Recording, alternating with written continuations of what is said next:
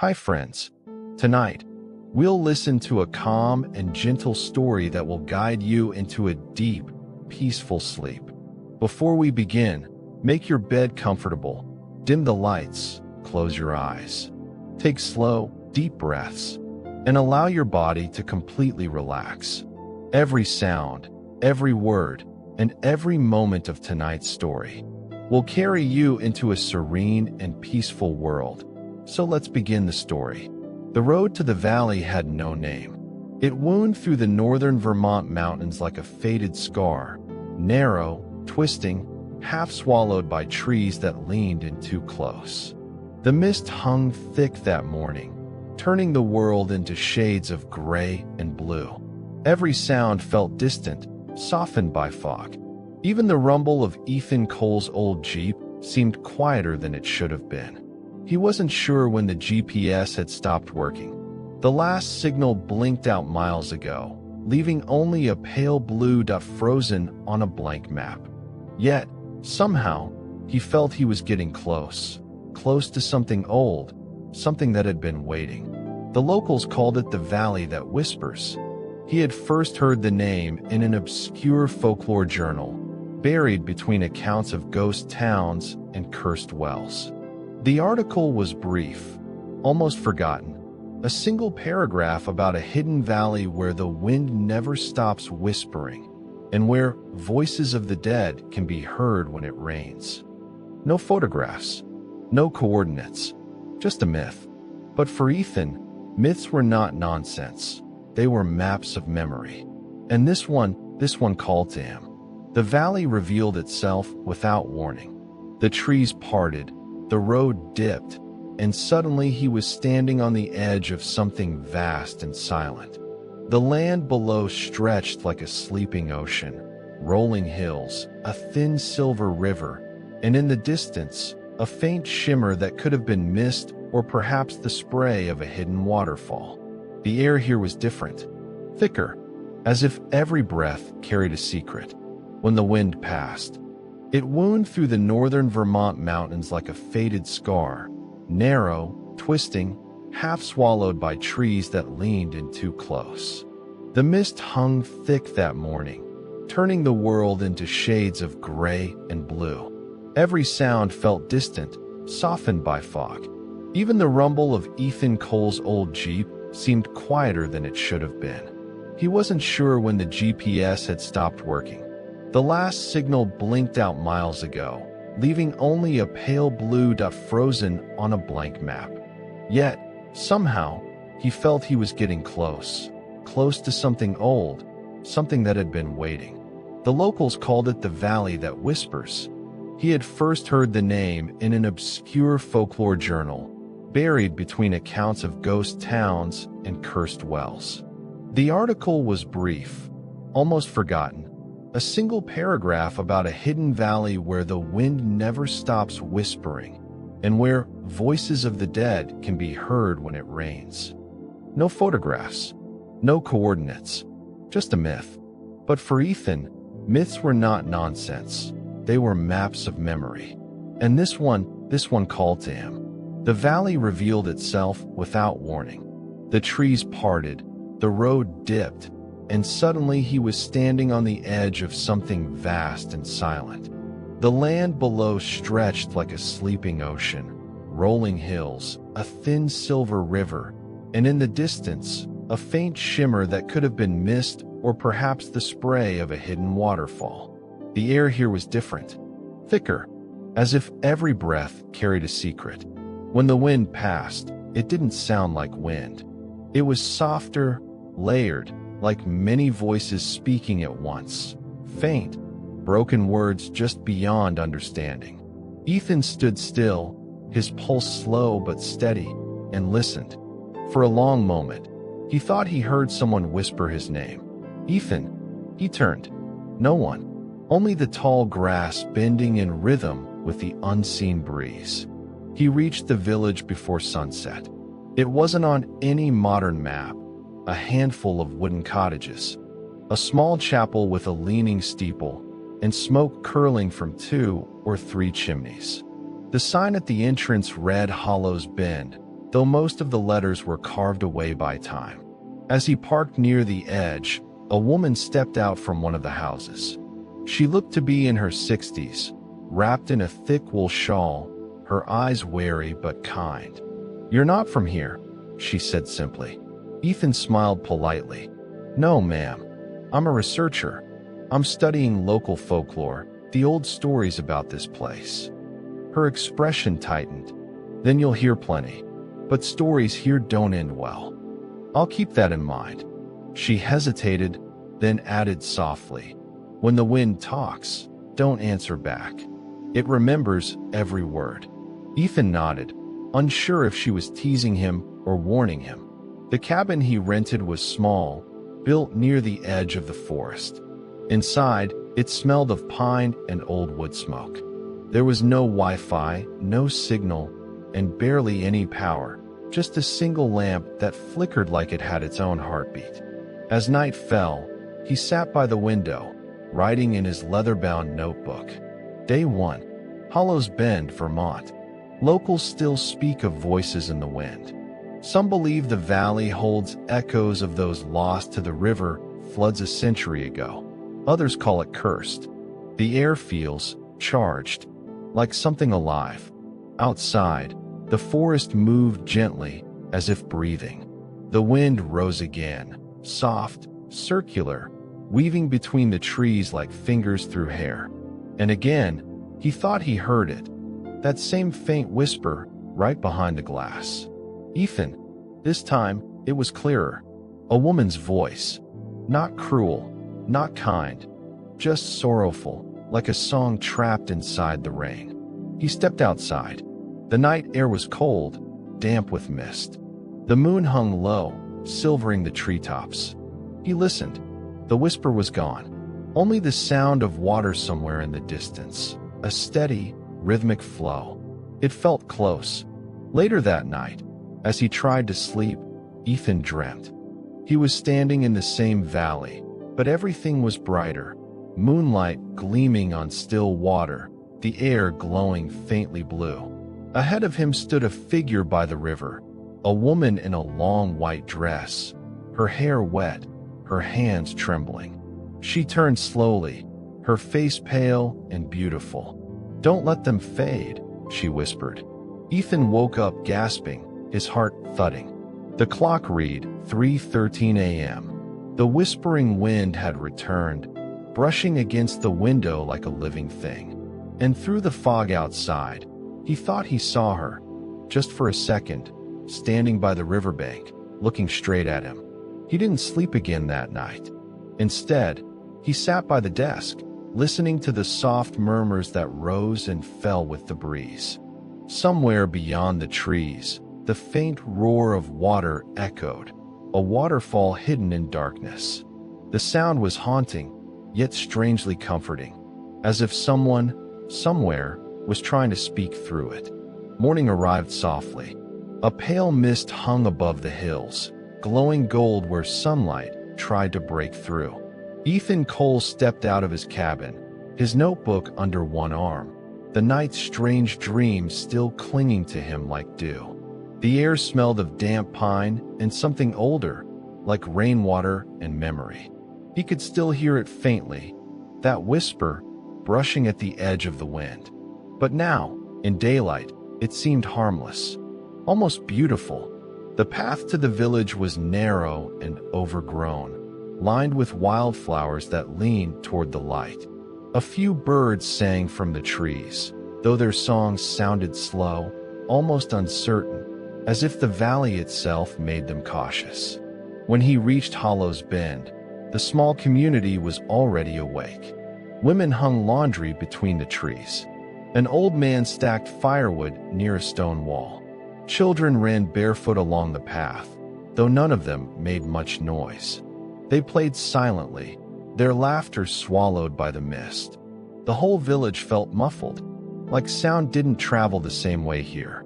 At the edge of the square stood a wooden inn, its sign faded but still legible. The lanterns rest. Inside, a fire crackled softly in the hearth. Ethan ordered tea from the innkeeper, a stooped man named Samuel, whose weathered face seemed carved by both time and silence. "You're the outsider," Samuel said, handing him a chipped mug. "The one who came to chase ghosts." "Not ghosts," Ethan replied with a faint smile. "Just stories." Samuel snorted.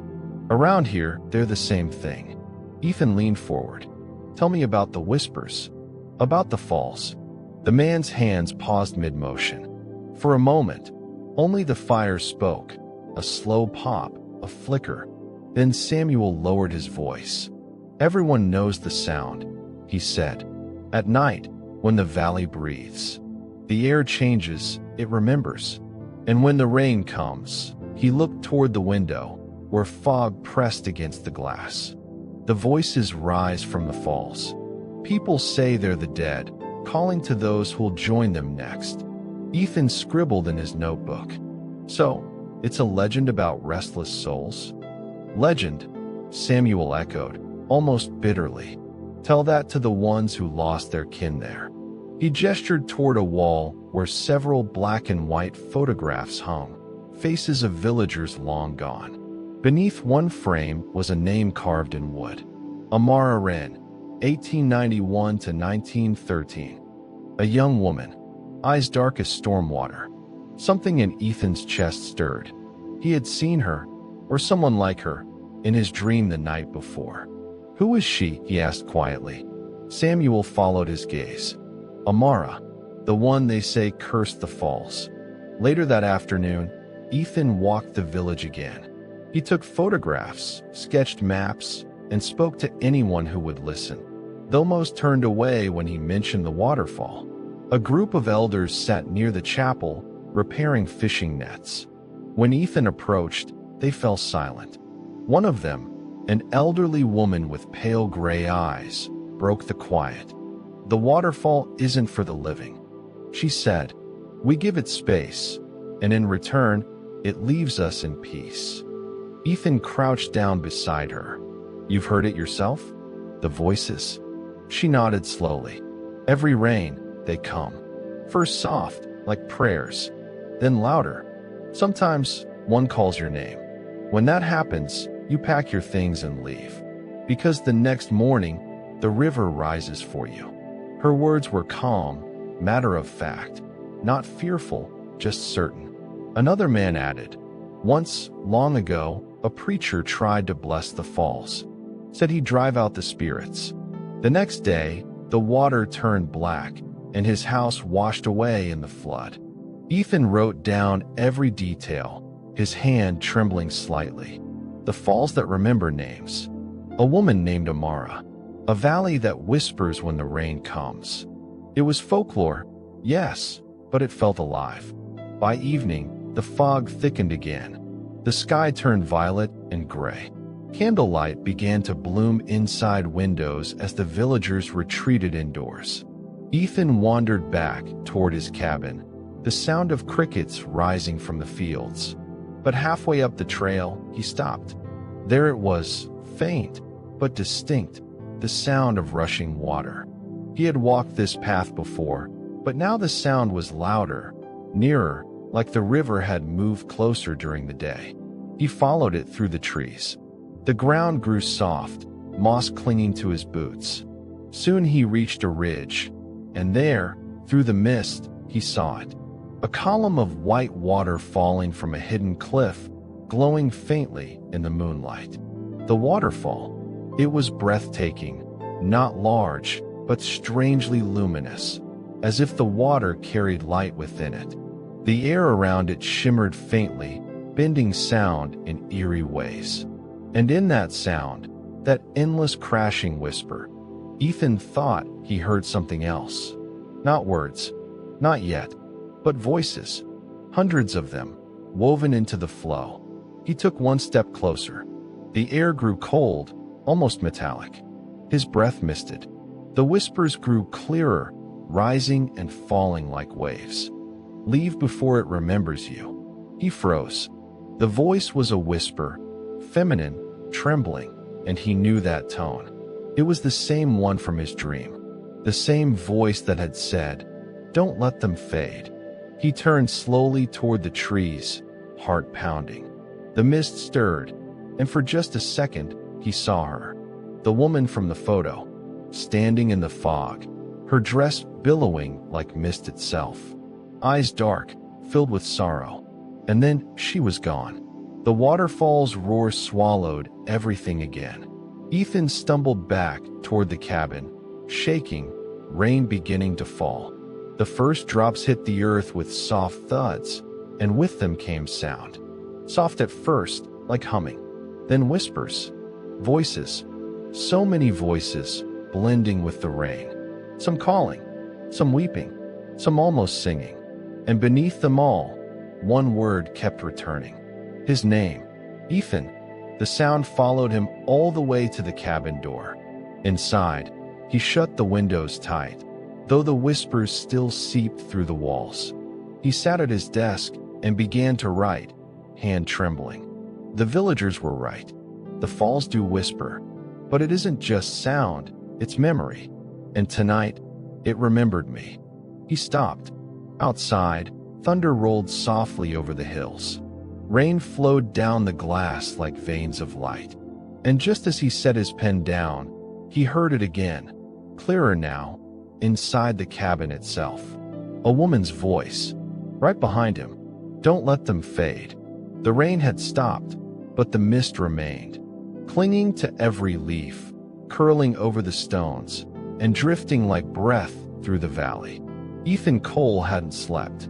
The whispers from the waterfall still echoed faintly in his ears, as though the sound had sunk beneath his skin. He had spent most of the night trying to convince himself that what he saw, the pale woman in the fog, was a trick of exhaustion. Fog could look like anything if your mind wanted it to. But as dawn rose and the light filtered through the mist, he knew something had changed. The air felt aware. By evening, the clouds parted enough for a dim moon to appear, thin, cold, and watchful. Ethan packed his notebook, a flashlight, and a small recorder. He followed the trail back to the river, the one that ran below the ridge of the waterfall. The forest hummed softly with life. Crickets, water, the sigh of wind. But beneath all that was another rhythm, faint, steady, like the beating of a heart buried under the soil. When he reached the riverbank, he stopped. Mist floated low over the water. The river was silver in the moonlight, its surface calm except for the occasional ripple that broke into light. That's when he saw her. A figure standing by the water's edge, her back turned. Her dress was simple, pale, almost blending with the fog around her. Long hair spilled over her shoulders, dark as wet ink. "Hello," Ethan called out softly. The woman didn't move. He hesitated, stepping closer. "I didn't mean to startle you. I'm Ethan Cole. I'm studying the valleys." She turned. The air seemed to still for a moment. Her face was luminous, though not bright, more like the way a candle glows inside glass. Her eyes caught the moonlight, shimmering with something between warmth and infinite sadness. "I know who you are," she said. Her voice was quiet, almost like the wind itself had shaped words for her. Ethan froze. "You do?" She nodded slowly. "The one who listens. The one the river called." A chill spread through him. "You mean the waterfall?" Her gaze drifted toward the hills. "Once it was my home." The river whispered between them, carrying the echo of her words. They walked slowly along the water, the fog curling around their feet. She spoke in fragments, not a story, but pieces of one.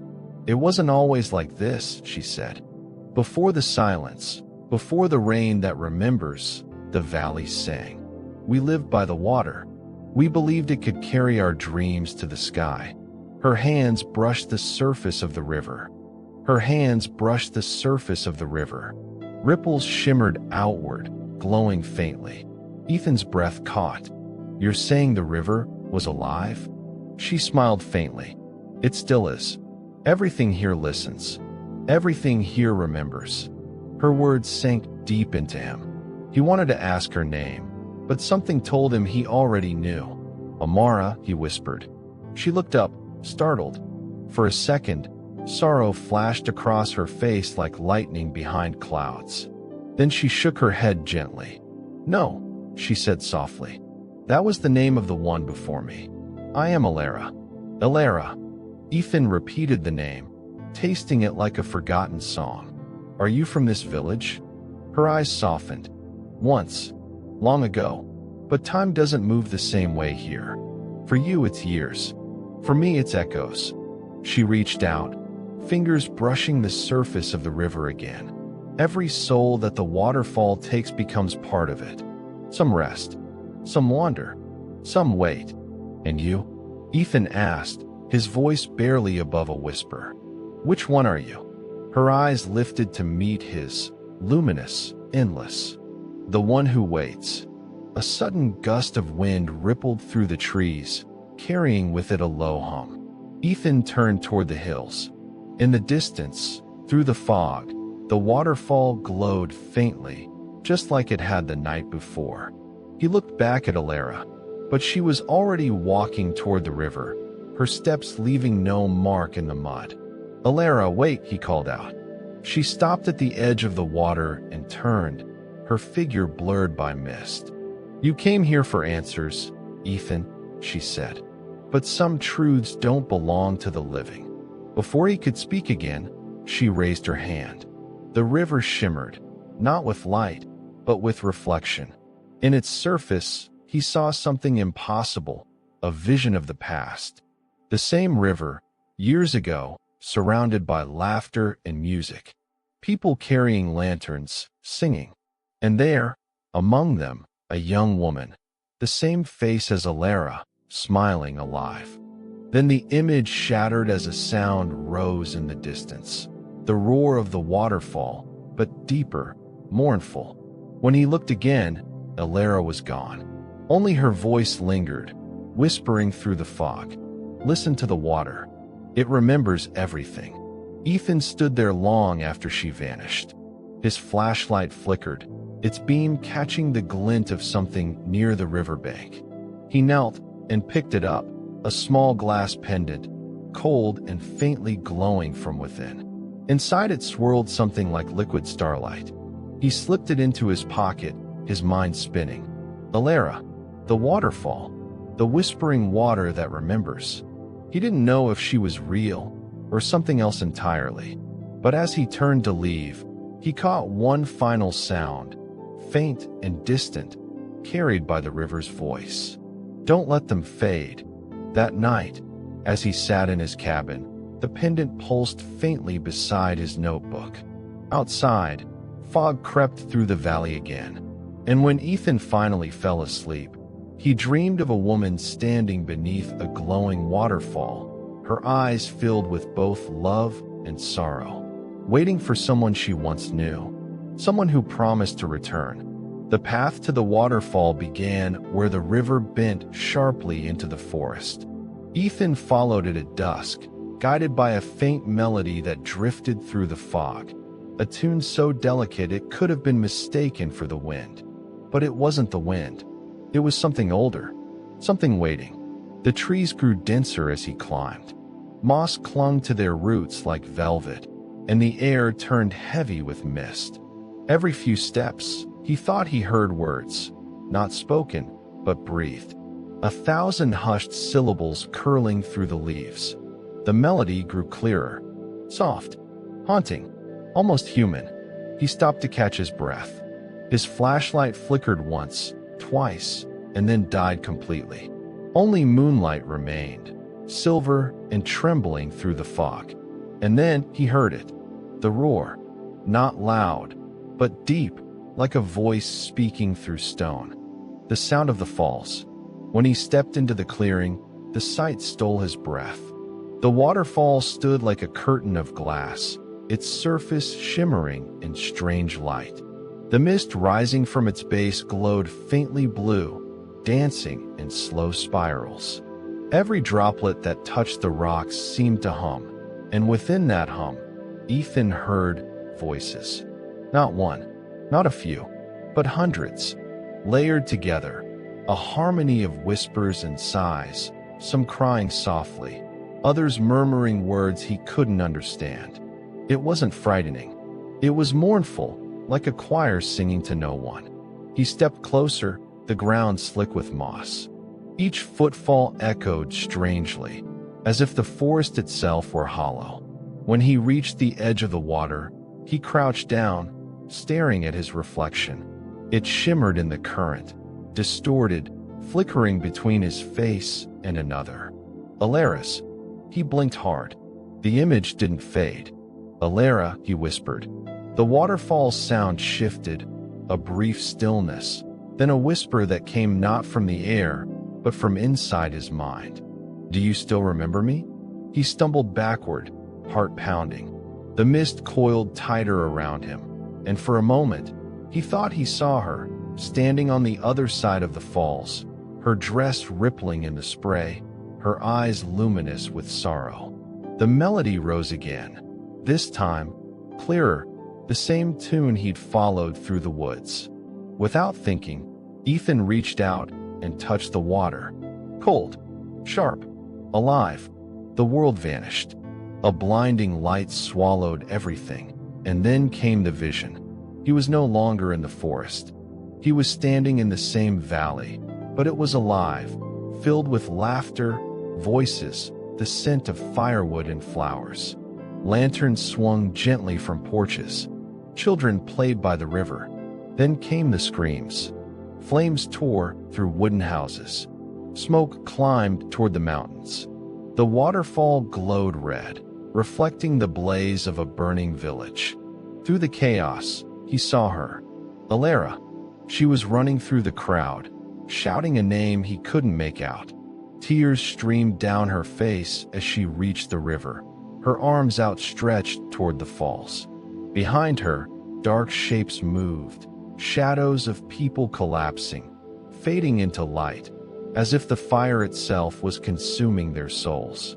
Elara, Ethan shouted, but no sound left his lips. She turned toward him. For a heartbeat, her eyes met his. Recognition, fear, love. Then, she vanished into the mist. Her voice echoed through the roar of water. Promise me, you'll remember.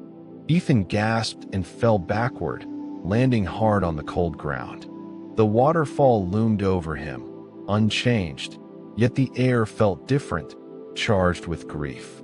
His hand still tingled where he'd touched the water, and in his palm, droplets glowed faintly, as if they remembered the vision too. He stumbled to his feet, breath ragged. The voices beneath the falls grew louder now, layered like a symphony of the lost. Whispers of love, cries of sorrow, names that no living person should know. And beneath it all, one voice rose above the rest. Gentle, melodic, hauntingly familiar. Elara. Ethan stepped back slowly, unable to tear his gaze away. The pendant in his pocket began to glow again, pulsing softly, in rhythm with the sound of the falls. He turned toward the path, his mind reeling. Was it a vision? A memory? Or something the valley had wanted him to see? The last thing he heard before leaving the clearing was a single, unmistakable whisper carried through the mist. You saw what was lost. Now you must learn why it remains. That night, Ethan couldn't sleep. The rain returned, gentle at first, then steady. Each drop against his cabin roof carried the faintest echo of those same voices, thousands of souls whispering through the rain, their song unending. And when he closed his eyes, he saw her again, standing beneath the waterfall, her hand reaching out through the veil of mist. Her lips forming words he could almost understand. Morning came quietly, a slow, gray dawn crawling across the valley. The rain had stopped, but the air still smelled of smoke and soil. Ethan hadn't slept. The waterfall's voices echoed faintly in his head, like the residue of a dream he couldn't shake off. He decided to walk, to think, to breathe. The path behind the village led him toward a cluster of ruins, what looked like the remains of a small cottage, long consumed by time. Half its walls were missing, swallowed by ivy. A rusted lantern hung from a splintered beam, still swaying though there was no wind. Something drew him there, the same unseen pull that had led him to the falls. He crouched beside the broken hearth. The ground was blackened, as if fire had eaten everything except silence. When he brushed the ash aside, his fingers touched something, thin, brittle, yet stubbornly intact. A book. Its leather cover was charred, the edges curled like burnt paper. He lifted it gently, dusting off the soot. Inside, the pages were faded but still legible. The ink had bled into the fibers, forming shapes like tears. At the top of the first page, a name, written in looping, delicate script. Elara. The entries began softly, simple notes about the river, the villagers, the changing seasons. Then came words about dreams, about voices, about a man who wandered into their valley. Someone she had seen before, but couldn't remember where. Ethan's pulse quickened. Each page felt like a mirror to his own thoughts. He turned to the final entry. It ended mid-sentence. If the river takes me, let it take only half. The rest must stay, to remember. The ink trailed off into a smudge, as if her hand had been pulled away mid-word. Ethan stared at the line, his breath caught between disbelief and dread. Only half. What did she mean? He turned the page, blank. Another, blank again. Then, faintly pressed into the paper, a mark. As though someone had written, then erased, with trembling hands. He held the page close to the light. Words began to appear, faint and uneven, emerging from the paper like ghosts of ink. Ethan, if you're reading this, the river already knows your name. His body froze. The journal slipped from his fingers and landed softly in the ash. The forest outside seemed to react. A sudden gust rattled the trees, and somewhere distant, he heard the faint rush of water. Not the calm flow of the river, but the deep, rhythmic surge of the falls. He knelt, staring at the diary. Its pages fluttered open on their own, though no wind touched them. A whisper brushed past his ear, low, familiar, and impossibly close. You came back. He turned sharply. No one. Only the sound of shifting leaves. He grabbed the diary and stumbled out of the ruins, his heartbeat loud enough to drown the silence. Every shadow seemed to move. Every gust carried a voice just beyond recognition. By the time he reached his cabin, the sun had already dipped behind the mountains. The valley glowed faintly blue again, as if night itself breathed. That night, Ethan placed the diary on his desk. He stared at it for hours, tracing the burnt edges with his fingers. He wanted to stop thinking, to forget the voice, the message, the eyes behind the waterfall. But sleep came anyway, and with it, the whispers. They began softly at first. His name, over and over, from far away, then closer, as though someone was standing right beside his bed. Ethan. He opened his eyes. Darkness. The air felt heavy. The diary lay open, its pages turning slowly on their own. Words began to write themselves, invisible ink glowing faintly across the parchment. The river took half. The rest still remembers. He sat up, trembling. Elara, he whispered.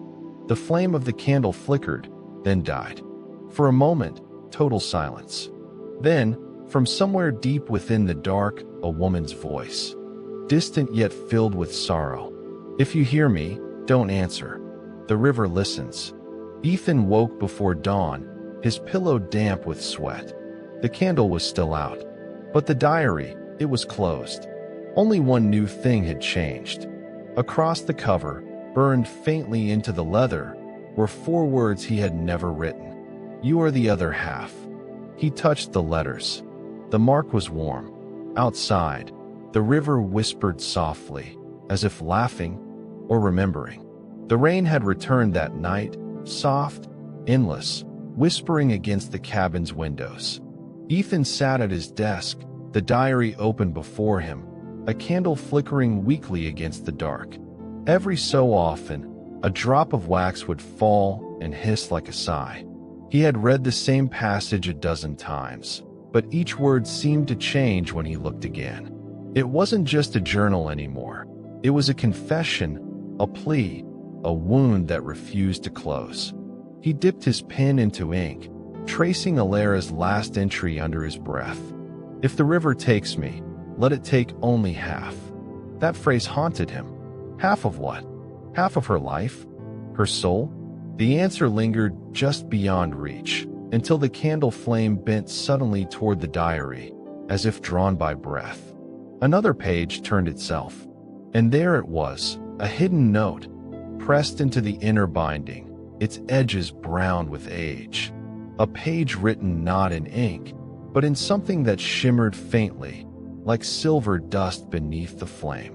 Ethan began to read aloud, softly. His name was Kale. The flood took him when the moon was still young. I begged the stars, the earth, the river, to give him back. They heard me, but the river asked for something in return, something equal. It wanted my reflection. Ethan froze.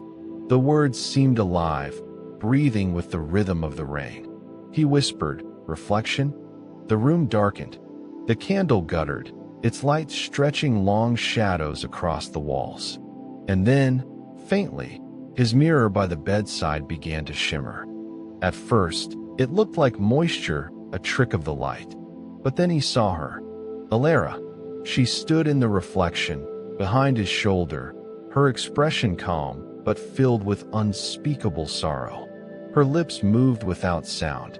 Ethan turned, but she wasn't there. Only the chair, the air, the cold.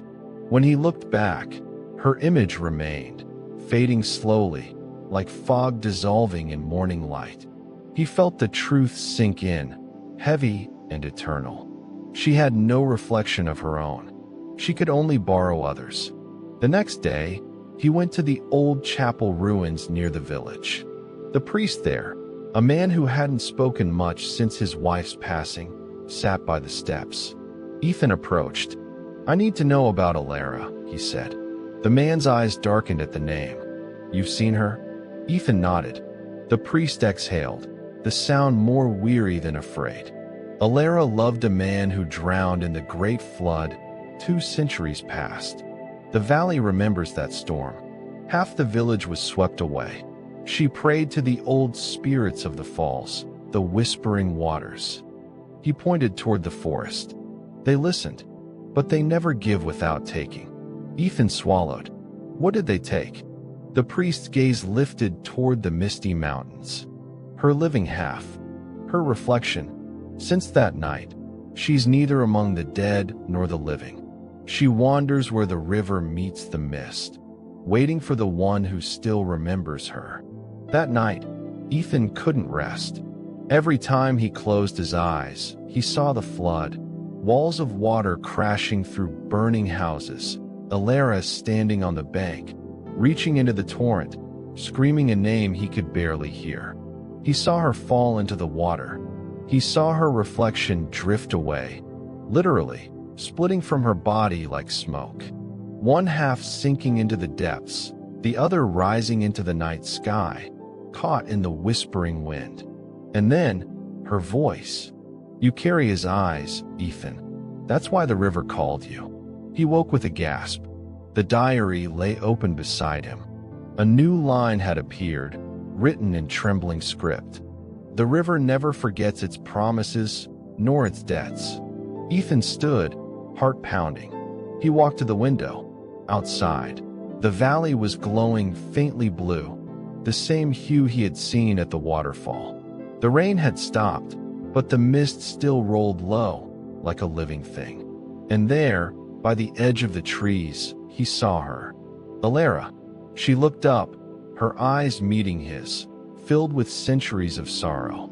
Then, softly, she raised her hand toward him. Not a plea, not a warning, an invitation. The candle in his room flickered, and the whisper came again, from the direction of the falls. If love crosses the river, something must stay behind. Ethan understood then. The curse wasn't about death, it was about balance. To bring back what was lost, something of equal weight had to remain. And the river, the spirits, were patient. They had waited centuries for someone to come. Someone with his soul, his eyes, the other half of what Elara had begged for. He was not just the researcher. He was the echo of the man she had lost. The moon was hidden behind heavy clouds when Ethan left the cabin.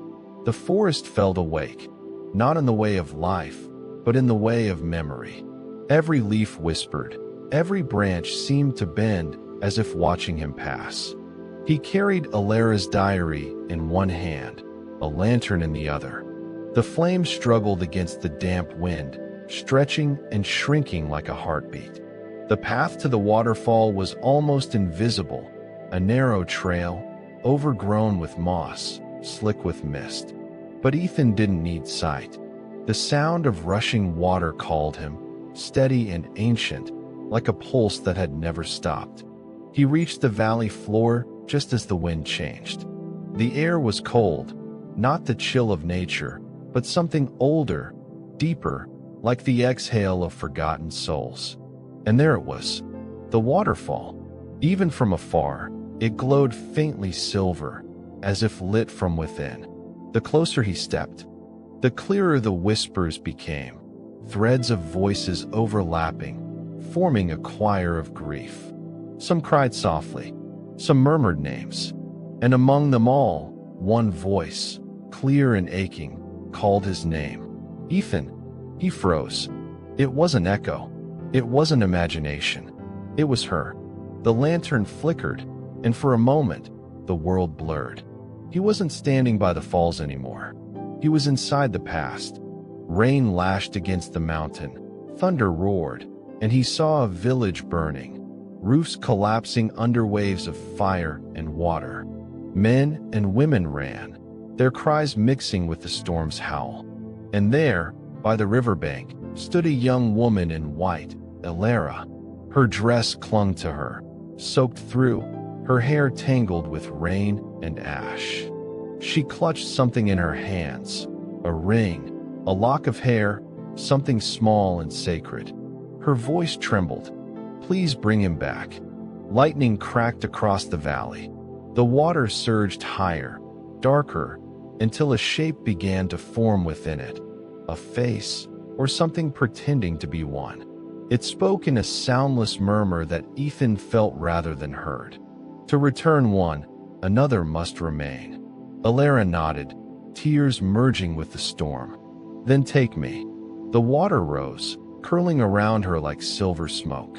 She gasped once, and then half of her reflection broke free, spinning into the torrent, leaving behind a hollow shimmer in her eyes.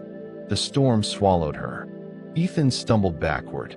The vision dissolved, replaced by moonlight and mist.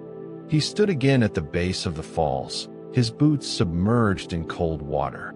The diary slipped from his hand, pages fluttering open, words glowing faintly before dissolving into the current. Then he looked into the water and saw her, Elara's reflection, not his. Her face calm, eyes luminous, lips trembling as she spoke. Someone must stay, Ethan. He shook his head. No, there has to be another way. The water shimmered, and her image reached out, her reflection's hand meeting his through the rippling surface. If no one stays, the voices will never rest. The curse will never end. Ethan fell to his knees, the water lapping at his chest. Around him, faint shapes formed in the mist, outlines of people, hundreds of them, their faces pale and featureless. The lost souls of the valley. Their whispers filled the air like wind through hollow reeds. End it. Free her. Stay. His breath quickened. He felt his heartbeat slowing, syncing with the rhythm of the falls. The world tilted, as though the boundary between life and reflection had begun to melt. He looked into Elara's eyes and saw himself reflected within her. Two mirrors facing each other, endless and trapped. She whispered, almost tenderly, "The river remembers you too." Lightning flashed above. The mist swirled violently, and the water rose to his waist, pulling him closer. The voices grew desperate, then soft, then eerily calm, like a lullaby. Ethan knew what it meant. This was not just her curse. It was an unfinished balance, waiting for one who carried the same eyes, the same soul, the same promise. He could end it, or he could leave her to wander forever. The choice pressed down on him like the weight of a mountain. He whispered, trembling, "Elara, if I stay, will you finally be free?" Her reflection blinked slowly. Then she smiled, faint, sorrowful, grateful. Not free, but remembered. The wind died. The forest fell silent. The mist held still, like the world itself was waiting for his answer. Ethan closed his eyes, the sound of the waterfall becoming distant, like a dream fading into sleep. And in that silence, he whispered, "Then take me." The water surged upward, luminous and alive. For a moment, it looked as though two figures, one human, one reflection, merged into one. The whispers rose, then stopped all at once, as if the valley itself had exhaled for the first time in centuries. Only the soft sound of falling water remained. And when the moonlight returned, the river ran calm. No reflection remained on its surface, only the stars above, and the faintest echo of a woman's voice carried on the mist. The river keeps its promises. The night was weightless, not silent, weightless, as if the world had forgotten how to hold itself together. Mist hung over the valley like torn silk. The waterfall shimmered in ghostly silver, casting ripples of light across the stones. Every drop seemed alive, whispering, shifting, remembering. And in the middle of it stood Ethan Cole. He wasn't sure if he was awake. The line between dream and waking had dissolved, leaving only this still, luminous world, a world where time didn't flow but breathed. The moon hovered low, full and pale, its reflection trembling in the water. And from that reflection, she came. Elara stepped forward as though rising from the light itself. Her white dress moved like vapor, her hair drifting weightlessly behind her. But her eyes were real, deep, endless, filled with every sorrow ever carried by the rain. "Ethan," she said softly, her voice layered with echoes, as if the river itself spoke with her. "You came back." He swallowed, breath trembling. "I had to. I saw everything. The storm, the promise, what you gave up." She looked away, toward the falls, where hundreds of faint lights swirled within the mist, like fireflies trapped in glass. "They're waiting," she whispered.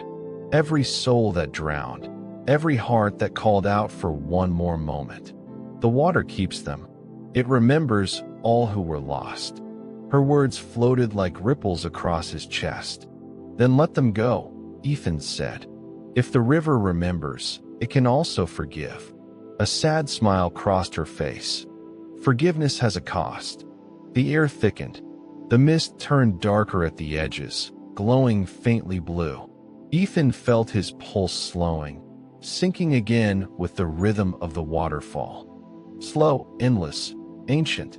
The voices began to rise again, thousands of whispers building a fragile harmony. Some called his name, some called hers. And in between, one voice, quiet, pleading, human. "Help us go home." He looked around, panic flickering in his eyes.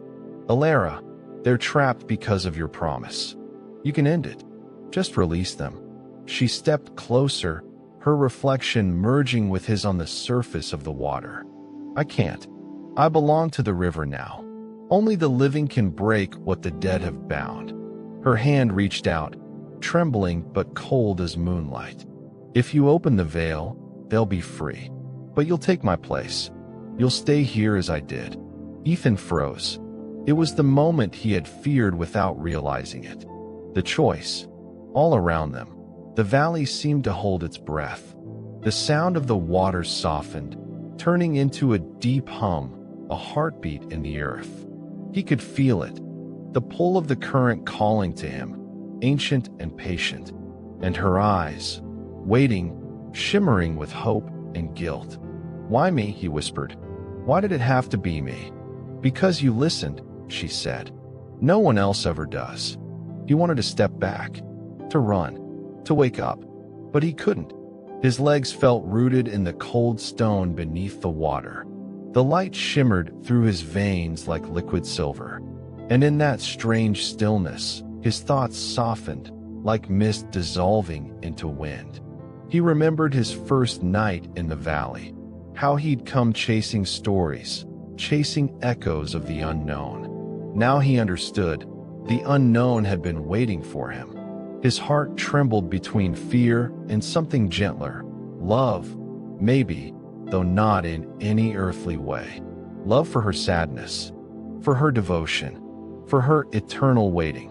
The moonlight brightened, reflecting in the water like an open doorway. Elara's form flickered, half solid, half light. She looked at him one last time. "If you stay," she whispered, "they'll go home. The valley will sleep again. But if you leave, they will never stop calling." He closed his eyes. For a moment, he heard the sound of the world beyond, the cabin, the rustle of papers, the faraway hum of living things. And then, beneath it, the deeper sound, the sorrow that had lived here for centuries. He opened his eyes. "Elara." He stepped forward until the water reached his chest. "Show me what to do." She smiled, and for the first time, it wasn't sad. "Just let go." Her voice faded into the rush of water. The current rose around them, luminous and endless. Ethan felt himself being lifted, his body weightless, his breath dissolving into mist. The souls in the falls began to glow, one by one, like stars finding their way home. Each light rose upward, vanishing into the night sky. The voices turned into song, not sorrowful anymore, but peaceful, like a lullaby carried by wind through a sleeping world. And then, silence. When the moon touched its highest point, only two reflections remained on the water, one fading, one forming. Elara looked up at the sky, her form growing fainter. Her final whisper brushed against the wind. "Thank you, Ethan. You've given them rest." He reached for her hand, but she was already light, already gone. The waterfall dimmed to soft gray. The whispers faded completely. Only the steady sound of falling water remained.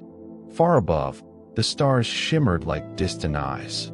And in their glow, for the briefest moment, the mist took the shape of two figures, standing hand in hand beneath the moon. Then the clouds closed in, and the valley slept. The night had no edge. It melted into itself, silver, fog, and silence. Ethan stood at the base of the falls, the mist curling around him like breath from another world. The air shimmered faintly, every droplet glowing with its own pulse of light. He could feel the pull, deep, slow, inevitable, like gravity that didn't belong to Earth. The water wasn't just falling anymore. It was calling. He stepped forward,